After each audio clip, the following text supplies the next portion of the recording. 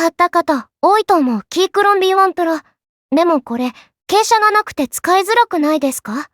そこでみんな大好きボヤタのスタンド。おもむろに E1 プロの裏に貼ります。